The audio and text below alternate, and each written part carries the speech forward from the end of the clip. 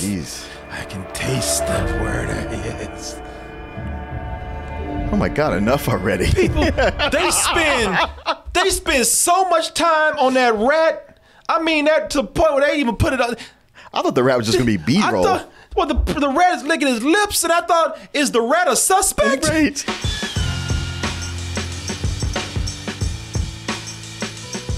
Hey everyone, support our Patreon, which helps us to continue bringing you our live streams, videos, and podcasts while bringing you new content such as exclusive live streams and animated shorts.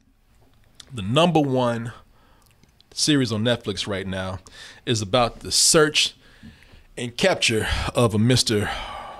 Richard Ramirez. If you've been around, I don't know about you younger folks out there, the guy's so notorious that people are saying, you know, surely people, even if you're young, you've heard of him because he's one of the most notorious serial killers that we've had in a long time. You know, he's very notorious and well known because of course, his horrible and gruesome crimes, but also for the allure of his personality. You know, some people were terrified of this man because he was a Satanist. Other people said, you know what? He actually looks kind of cool. I like what he's saying. And some people just downright found him sexy. Yeah.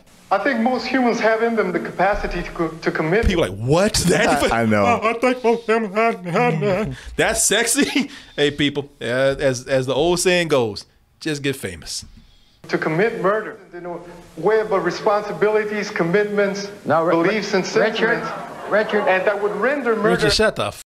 Yeah. And I would say, you're like, I know a lot of people are like, man, you know, how a goofy motherfucker like that managed to go out and commit the crimes that he did.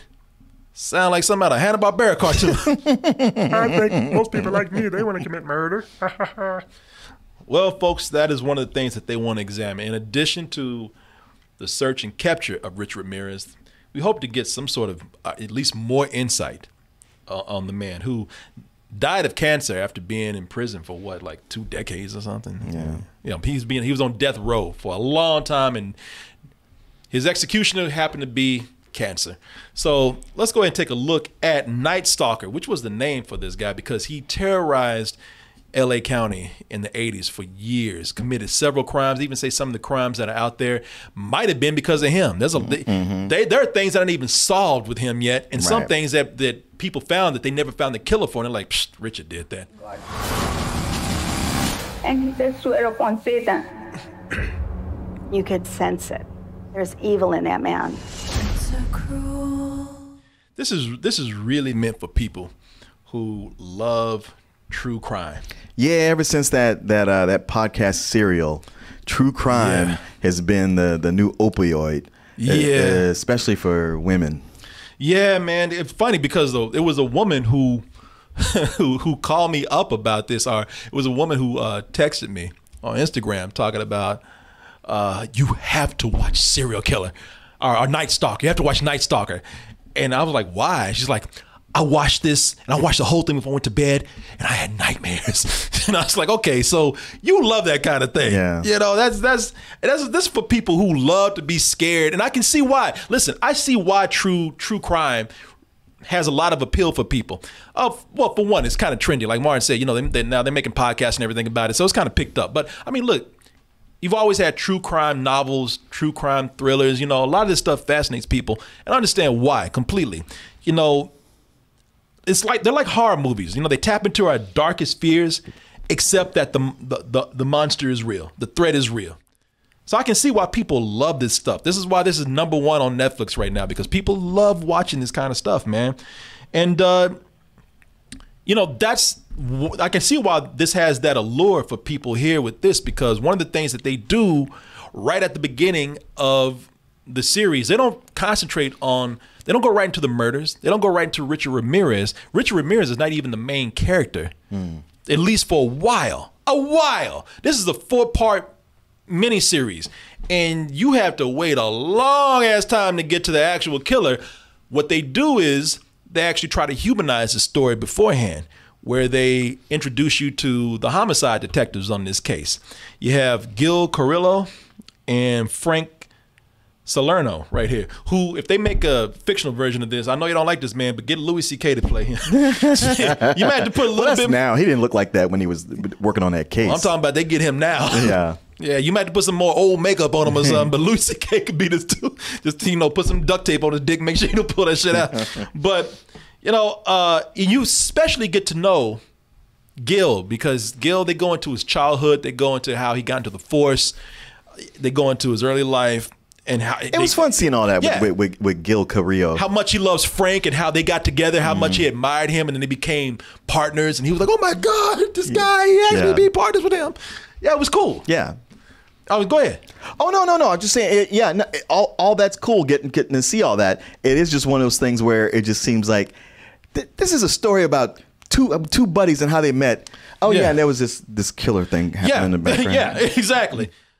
But the thing is, you have these humanized characters that you see right here, very relatable characters who are brought into a very bizarre crime, and to me, that is something that really brought me into the series, because I mean, listen, these murders, man, they're gruesome, they're disgusting, and sometimes they're just downright odd, man. Assaults happening with no leads, the media. And here's the Hollywood part of it. Like, just like with the movies, man, there's no leads. You always have that reporter who's coming in who's going to mess up something. Yeah. Or we can't give this out to the media right here because they'll just ruin the case and give a chance for the killer to run. They do all that here, man. We see that in movies. They do all that here. You have interesting to funny side characters or supporting characters, and the murders themselves are so bizarre that the cops can't figure them out. Sure. It's funny whenever you look at any kind of true crime thing, whether it's a documentary or it's playing on the ID channel or one of those. Yeah. You have to stop and really look at the logistics of it, because most of the time you watch cop shows and whatever the killer is, the shit gets solved in an hour. Yeah. If it's a movie, 2 hours. You watch these shows and you get to see this takes months, if not years. Oh, people, there's moments where there's an episode that's almost dedicated to not a shoe, but the sole of a shoe, the bottom part of a shoe. And it's kind of admirable, man, because what they do is that you don't understand how much they have to go in and nail something down. They had to find the maker of this shoe. They had to find out how many of this brand was made. They had to find out how many was sold in that area. They went in hard on a shoe. And it's like, wow, okay, you get some perspective on what they have to do. Okay, that kind of points out what makes this a docuseries. Why they have to make it 4 shows long, I guess, if you really want to justify that, because they go into such detail about the homicidal detective side of this, the procedure of it. Also, it's fascinating to watch this and know that the reason why, besides Richard Ramirez just being such a high profile and notorious murderer and serial killer, he was also a killer that no one had really seen before. He murdered, he raped, he kidnapped, he molested. Molested. He beat people. I'm sure he shoplifted. I'm sure he jaywalked. I'm sure he did. If it was a crime, he probably went out there and did it. And that's what confused me. But they said, the MO of your average serial killer is that they're focused on one particular thing. Right. You couldn't profile this guy. No, you couldn't. And they just could not figure this guy out. They're like, we've never seen anything like this before. This guy is he's off the charts, man. Yeah. The thing I found most fascinating was one of the women he shot. It hit her keys, so she fell down and then got up later, and he saw her. She's like, "You already shot me once." And he was like, "Yeah, okay," and then just went on about his business. And it's because he had he had very specific things that he did, but in other places all over the place. If he saw fear in your eyes, that's what got him off. Why he let certain people live and why other people didn't, it was almost like he had morality in the most fucked up way. If you were a certain age, he didn't feel right killing you. If you were old enough, if you were over 18 and you were old enough to die, and he probably that's what he kind of based his. He had a really weird set of rules for how he went out and did his crimes, and that's what threw people off right here, man. It's gripping to hear about that, but also it's graphic. Like I said, this gave a friend of mine some nightmares because it is graphic, man. It is. I mean, it's stomach turning. Like I knew all about Richard Ramirez because I saw a whole thing about him like many years ago, maybe 15 years ago, and it was in depth. So watch this again. I was like, oh man, having to go through this again. But the more they were going into each murder, I was like, I really don't want to. I don't want to live through this no more. This is a situation where it's graphic enough. Look, they cover up the most gruesome and the most bloody details. They put tape over them. They block them out so you don't see that. But you do see a lot of blood. You do see people laying on the ground. There's images of just Richard himself that's kind of scary. But there is a lot. There's a lot of bodies. A lot of bodies in this, and a lot of either graphic imagery or graphic representation of those things right there. The series might be taking way too much time to get to the point. I mean, and all of that is subjective. Mm-hmm. There's some people who are eating this up right now. There's some people who love this. There's some people who that's why it's number one. But then you get some people like me who is like, I felt like this could have been sped up. This is a case where I appreciate what the filmmakers were doing. I appreciate anytime you have a documentary filmmaker who wants to go in and spice up the format with more visuals and fancy visuals. But those visuals sometimes were taking longer than the movie needs to be and making the movie longer than it needed to be, or the series longer than it needed to be. I swear if you had taken out some of these long-ass visuals, just, nice shots or artistic shots, you would have a 2-episode series. Yeah, that's the thing. I only got to see the first 2 episodes, but I totally, by the end, I felt like this should have been just crammed into 1 episode. To give you an example, people, because I looked at this and I said, all right, I'm waiting to see if this means something. There's one scene with a rat, and this rat is just chilling.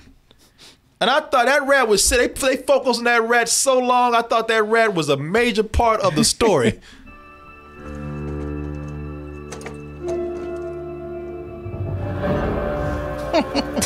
Willard. It's almost like he opened the door for him. Yes, do my bidding, Richard. Yes. Yes. Jeez. I can taste the word. Yes.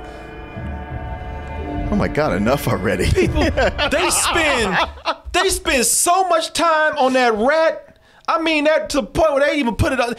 I thought the rat was just gonna be B-roll. Well, the rat is licking his lips, and I thought, is the rat a suspect? Right. Is the rat? Is he a fucking accomplice? It's a familiar. Is the rat a witness? Did the rat open the fucking door? No, that rat's gonna play an important part later. Are they gonna investigate what that rat just ate for dinner because he's licking his lips? Is the rat a rapist? It's like, what the fuck? And the rat had nothing to do with this. Nothing. The rat was just cool and had a good agent. My recommendation for you, and I'm not trying to listen, if you're into it, then watch all of it. Apparently people are getting everything they want from this. Now, if you're watching this and you're kind of like maybe us, and this is something where, all right, you know what, I get it. And all these details I really don't need, or maybe you just really want to know about Richard Ramirez. My advice to you would be watch episode 1, watch 2, and I don't even know if you need to finish 2, but watch 2. You don't have to watch episode 3. I'm being honest with you. You can skip 3 if you really want to. If you go to episode 4, it'll probably give you everything that you need. And episode 4 is the one where they really go into Richard.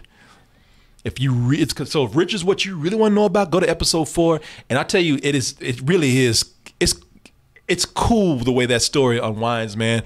Like, they talk about how the whole neighborhood got in and caught this guy. They were about to kill his ass. Oh, they should have. Yeah, they had to come in and get him because he was covered in scratches and scars. They were about to tear him up. They were about to lynch him. The whole neighborhood, it wasn't the cops got there eventually, but the cops had to get there to save him.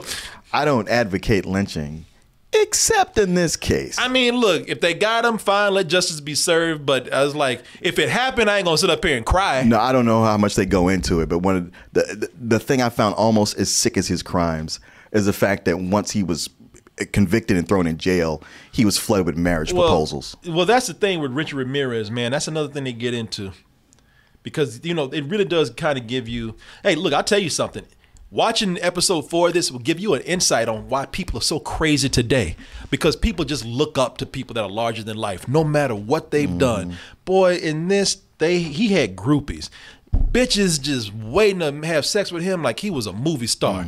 They go into that, and that is something I thought like, okay, you know, the other stuff was cool because I like hearing about the homicide. But like I said, if you just want to know about Richard, I implore you to watch episode 1 and 2 because it really is about the cops too. And you should hear their story and how they got to this point. But if you want to know about Richard's in one episode, he is a fascinating story. Ramirez had a lot of groupies. There was a clown car of these women, right? In all of my years of covering trials in Los Angeles, I never saw a defendant with more sex appeal than Richard Ramirez. People, we ain't talking about just average desperate chicks. We talking about grade A fine ass hoes. And yes, I don't give a fuck if you offended, straight up hoes. We talking about people who they didn't just send pictures. They showed up to the court like this was a concert. It's disgusting, and I'll tell you why. I mean, they showed up like this is a game, like this is fun. He had this kind of animalistic magnetism, charisma that women found attractive. Toodles.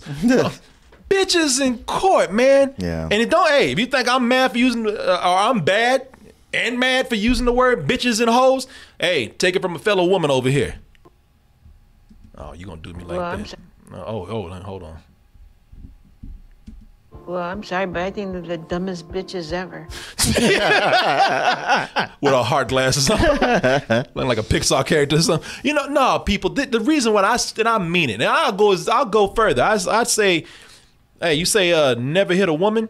These fucking dumb bitches need to be hit. And I tell you why, because they showed up in court wanting to have sex and give praise to a guy that molested children. This guy, you learn more about him, but this guy, wasn't that he just gruesomely murdered people? And that'll be bad enough, but these women, they knew good and well that this guy, what he did to children, and they still showed up. All these bitches need to get a fucking smack. I'll talk about these women, but one of the things you probably didn't see is that as the series goes along, because Richard was portraying himself as a Satanist. One of the things that he always did was, at the scene of a crime. Let me see if I can find this right here. Painting the pentagram. At the scene of a crime, there would always be a pentagram, five-sided pentagram right here. And he had it on his hand in court. This was like his calling card, his signature. Because of that, they want to. And I don't know how it was back then, but in the series, they almost want to paint him as almost like Satan was him. They want to do this thing where like he actually was the devil, or he was driven by some otherworldly evil. And and that I kind of thought was just was slightly disrespectful. Let me see if I can let me see if I can find the scene. I agree with you there. Yeah, I'm not trying to go in too hard on this or read too hard into this, but it's like, don't try to blame this man. This man did the crime. To say that he did this because of some evil out there, or outside force, some demon or something, that's like trying to give him a pass. It's like that was not his fault. It was saying no. Richard Ramirez is a piece of shit who did this, and he did it because, and I'm not trying to make an excuse, he did it because he had a terrible upbringing. They talk about how he was abused, he was tied to crosses and graveyards as punishment. This guy he was warped as a kid. He almost introduced this thing. He tried to like make himself seem bigger. Like, you can't comprehend me. I'm evil incarnate. And I will say, he's the closest thing we have to Michael Myers, man. He really is. I'll say that. But this is not like because he was possessed by the devil or by some demon. It's because he was nurtured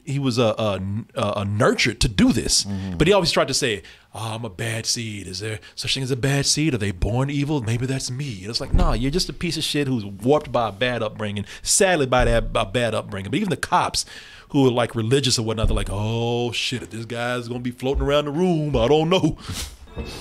Before, I've been stabbed and been shot at, but I ain't never fought nobody that's floating around a room. And this guy's gonna levitate right here and scare the bejesus out of me. Then you pull out your gun and shoot that motherfucker, man. He's not black. Well, at least he's brown. You know, come on, man. I don't want to shoot my own people. No, he ain't no Santeria going on. Ain't no demons. Ain't no saint. He ain't floating. If he starts floating, yeah, but he didn't. Yeah. If he's floating, that means the motherfucker just standing up and he's about to do something, and you need to kill him. You see, that's what we had. That's what we have. It's like, man, you a cop, all right? This ain't, you know, this. see, it's things about like this in documentaries or in true crime where I go, this is a editor or a director saying, play this part up. Yeah, I guess so. Yeah. He said, for a second, say, what was the scariest part? I don't know if I was scared. Yeah, but something that was scary, juicy. There was this one time, and for a second, I thought, it's not a real story. Yeah. People, this ain't The Exorcist. This ain't no Blumhouse movie right here. Right. Put a bullet in his ass and call it a day. Yeah, if he's so supernatural, why'd he die of cancer? Yeah. Come on. Let's get to his eyes. Oh, those were the devil's eyes. Right. Yeah, that was funny how that wasn't the devil's funk either under his armpits. Funny how that wasn't the devil's teeth and gingivitis. Get the fuck out of here, man. Nobody want to hear that. You know, it's irresponsible to play that up right there, man. This is a man who did these crimes. Blame him for the crime. Exactly. Yeah, don't make him more human than he is. When I was watching, I was hooked into seeing like how they're going to get this guy. I really did like, again, the procedural aspect of this, all the details that they went into. I thought that was kind of cool. I have to take points off, man, for this just being unnecessarily wrong. Like I said, I didn't need to hang with Ricky the Rat for his paid cameo up in here. Him licking his lips, being all sexy and everything. I love that. Focus on the eye, licking his lips, his ass as he walks away. They tried to make my man sexy. You see that? Yeah, girl. No, get out of here with that, man. I don't want to see all that. No, this is a low matinee for me, man. It's almost a rental for what it needs to be. But I liked it, but it's barely out of a rental area. I give it a very low matinee. Wow, let me think about it, because it's on the border of like a high rental, in being that, and we always say this, it's on Netflix where it needs to be, and that's cool. You know? Like the question is, if this was in the theater, would you? Nah, I wouldn't, because again, I'd be, especially if I sat in that theater for 4 hours long, it'd be a fuck you by the time I walked out of there. Yeah, I'll give it a high rental. I give it a high rental for two reasons. Like I said, the parts that I enjoy, but not only was it too long, but just a little sensationalist too, with that whole Satan angle. Yeah, right, that's the feeling I was getting. I mean, I dug that hanging with the cops, but I was feeling like it's a bit sensationalist. A moment I did like was when Carrillo was going on, it was talking to him, how it was starting to get to him, and then he was going out and he was drinking when he was on the job, and then not talking to his wife, and then he'd come home and she'd be like, I smell alcohol in your breath. He's like, oh god damn it, just leave me alone. That was cool that you got to go into their family lives too. You learned everything, because Richard Ramirez was so crazy that he was actually going up in the cops. He was going up into their homes too, and these two guys were like, well shit, when is he going to start messing with us? He had them spooked. Yeah, but no, very high rental, man. I feel like I would fall where you do. Yeah, just from what I saw. And even if I did go into a very low matinee area, I still am okay with that, because it is again, these things are popular for a reason, because we do get a lot more. We get a lot more. We get a lot more insight, not only on the killers, but unlike some shows we see on TV where they're kind of restrained by what they can show, this shows a lot more graphic stuff, and therefore they're able to release a lot of the more sordid details. And when you do that, you get to learn a little bit more about the process that these guys do. Okay. See, yeah, I guess if I finished it, because as it stands, I don't even know if I would give it a high rental, just because it seems to be telling me mostly stuff I already know. Well, there's also the reason why I'll go a high rental, because they just start cutting in shit that has nothing to do with the movie. Like they talk about how he was running down the street and people were looking to see what the commotion was, and they just cut in postcards, that random postcards of things that people that weren't there. Pictures of dudes from the 50s, like, huh? So it's like, come on, okay, now y'all just throwing things in to throw it in. Come on. But yeah, it's good, people. It's good. It's high rental good, meaning that if you cut it on and watch it. When I say high rental, because it's there, what it means is that you watch it, but I say watch it until the end, but you might speed through some parts. You might not pay attention the whole time. You might get a little lost. But if you're a true crime fan, apparently this is for you, man. Okay. Yeah, so there you go.